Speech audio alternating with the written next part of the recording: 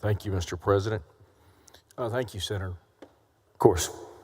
This is always a difficult bill to discuss for all of us. It's a difficult bill. You and I are, to state the obvious, we're not women. I imagine for the women in this room, it's probably even more difficult. For me, as a father of two girls, it gets very difficult. You know, life comes along and you marry a woman and then you start having family and you have two beautiful daughters. And you never think that these kinds of things are going to make a difference. And so far, thank goodness they haven't in my life. But I always wonder. And so every time when these bills come up, I think about my two daughters. And it gets difficult for me to remain calm. And I'm going to try to do that. I apologize to advance if I get too overstrident here, and I'm going to try not to.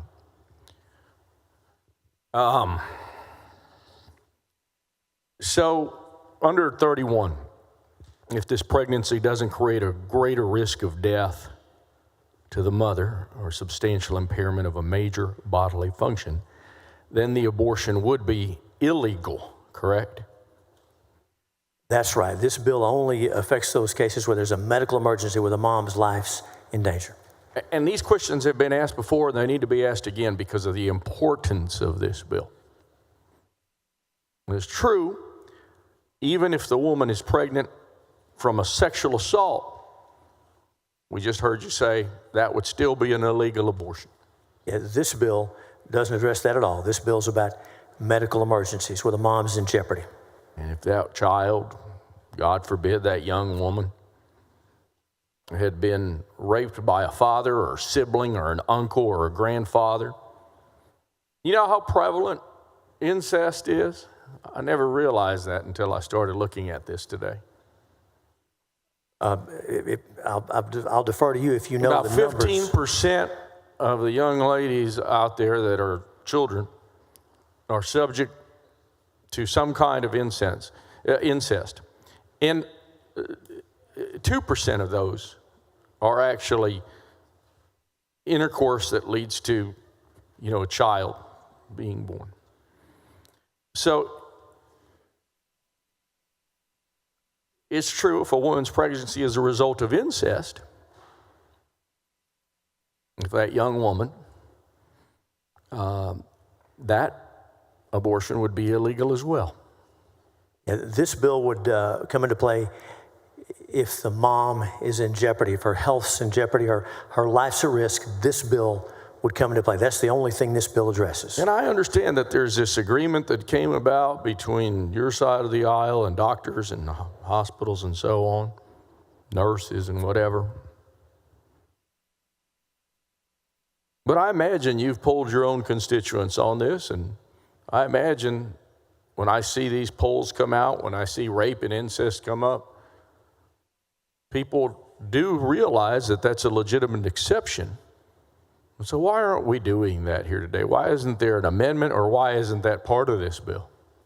It's interesting. I haven't done polling, but I know from speaking to people back home and people here that the life of the mother is an exception we can surely all agree on, and that's what this bill's about. I get that that's what it's about.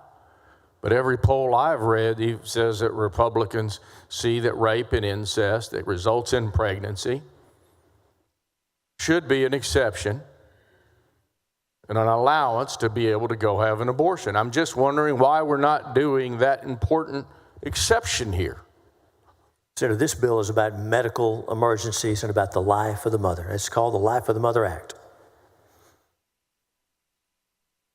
If a teenager is impregnated by her stepfather and there are no medical risks, can she seek an abortion?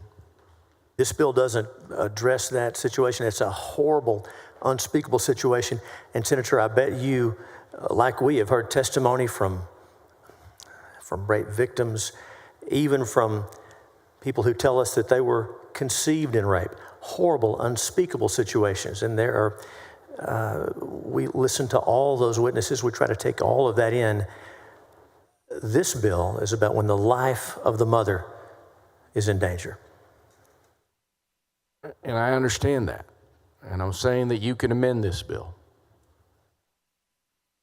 The journal, the JAMA Internal Medicine, the American Journal of Medical Science out there estimated that during 16 months after this ban took effect, Texas experienced approximately 26,000 rape-related pregnancies. How do we allow that to happen as legislators? You know, if my child said, "Daddy, I was raped, you need to help me, I don't want to have this child," you know what I do, Senator? You know what I do? I would leave. I would go do whatever I needed to do to save my daughter so she wouldn't have to see that rapist every day for the rest of her life. That's pretty harsh. I would go to some other state so that my daughter would be able to get beyond that horrible moment.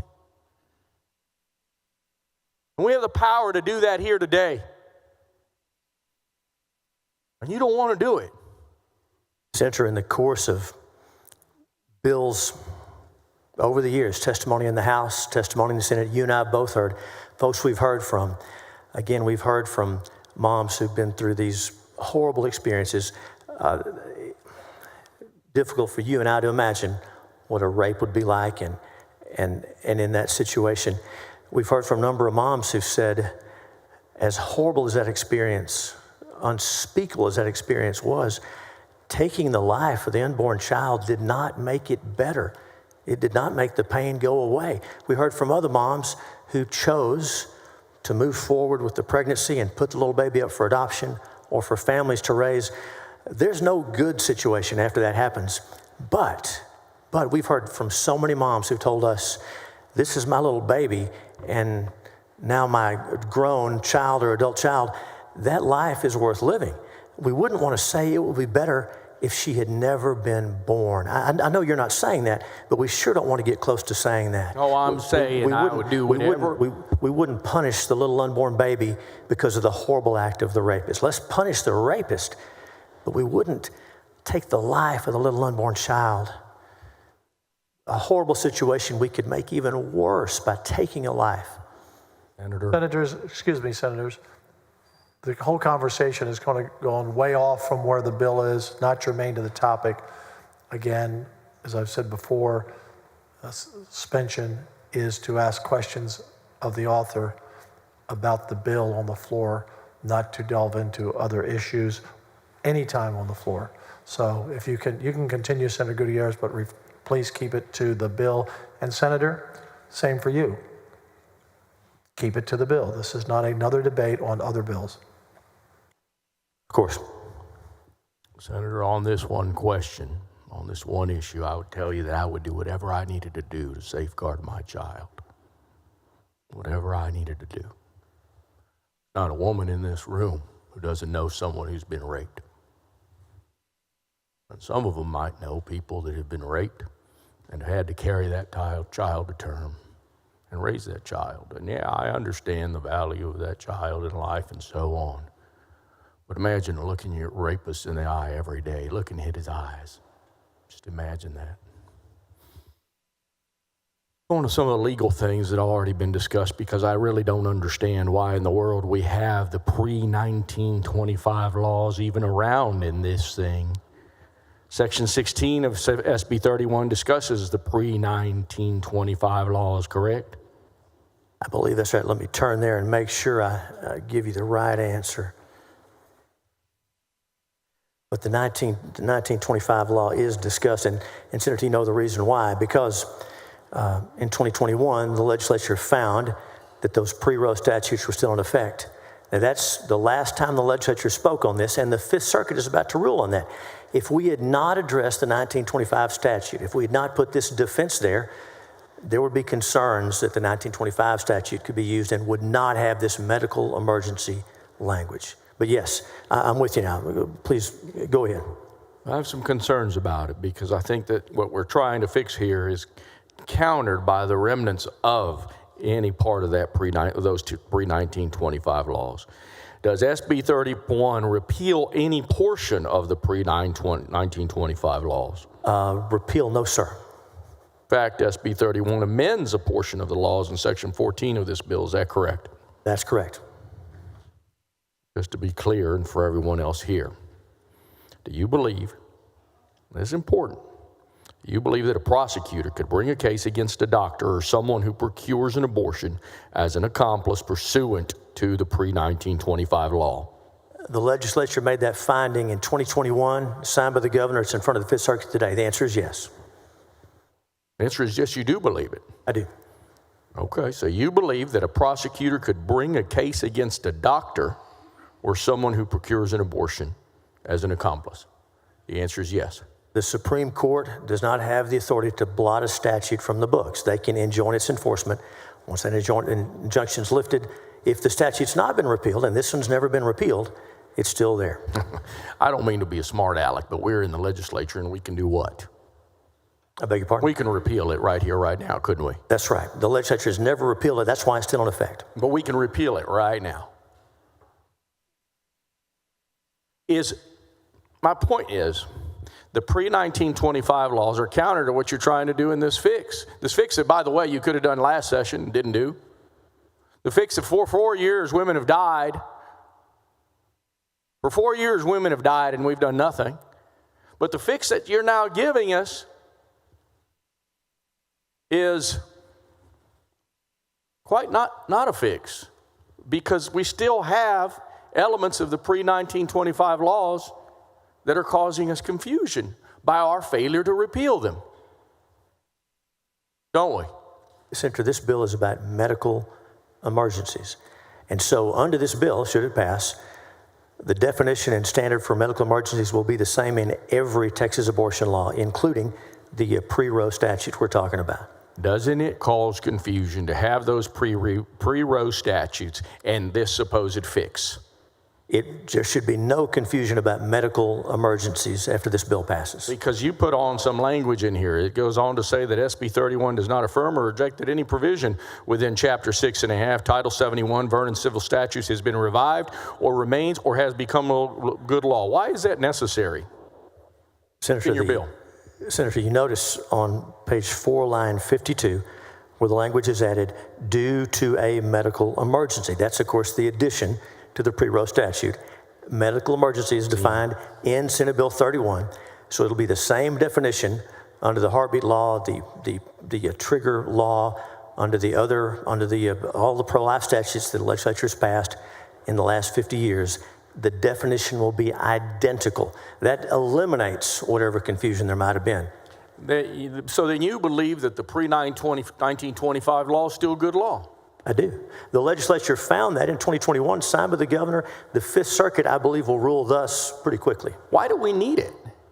Why can't we repeal all the language of the pre-1925? This bill is about the medical emergency exception to abortions. If we did the heartbeat law and we are doing what we're doing today, why do we need something that is going to cause more confusion down the road? I just want an answer as to why. You can repeal it right now. Senator, in 2021, the legislature made a finding that those pre-Roe statutes are still in effect and valid. They are. We can amend them just like we're doing here. We can make whatever changes we wish. The purpose of this bill is to make the medical emergency exception language identical in every statute, so there's no question, no excuse. As a lawyer, you've heard of the reenactment rule, correct? Senator Gutierrez, please keep your questions on the bill, specifically questions about the bill, please. These questions are about the bill, sir. The bill is replete with the pre-1925 law. I understand. You've made that point. Questions about the bill, not why this deals with that issue, but what the bill does are your questions. I've given you a lot of latitude. I always give all members a lot of latitude. Ask the questions what the bill does. Okay? Thank you. Sure.